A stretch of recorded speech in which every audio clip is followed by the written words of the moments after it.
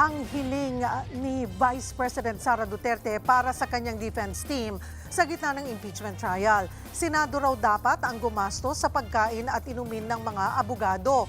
Buwelta naman dyan ng isang kongresista, ano ba talaga ang gusto ng bise? Bloodbath o birthday party? Nagbabalik si Mean Los Baños. Sa sulat ni Vice President Sara Duterte kay Senate President Sherwin Gatchalian noong July 7, may tatlong kahilingan ang bise kaugnay sa kanyang paglilitis sa Senado. Una, na ang lahat ng pagkain at inumin para sa kanyang defense team at staff ay eksklusibong ihain sa kanilang holding room.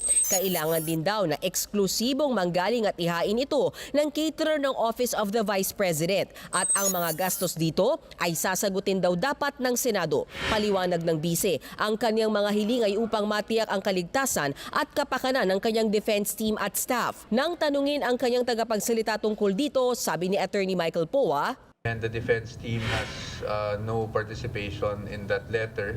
So baka best directed to the Office of the Vice President.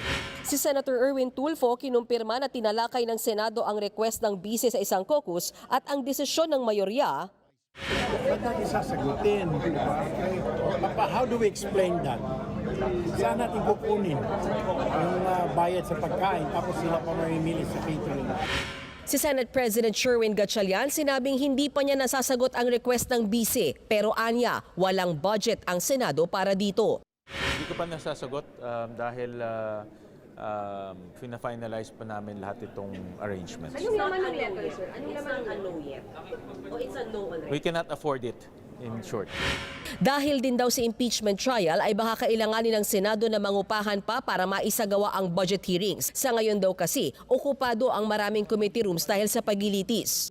But it's a basic issue of budget.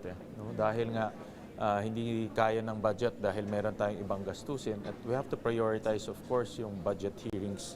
Para naman sa House Prosecution Panel, walang obligasyon ang Senado na bayaran ang pagkain ng defense o prosecution. May budget naman daw ang OVP at ang Kamara para dito.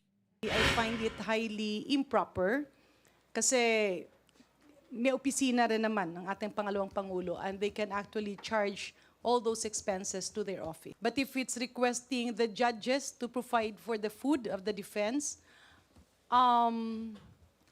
medyo funny siya. Oo. Sorry ha. Tila insulto rin daw sa Senado ang hiling ng bise na sinabing para ito sa kaligtasan ng kanyang team.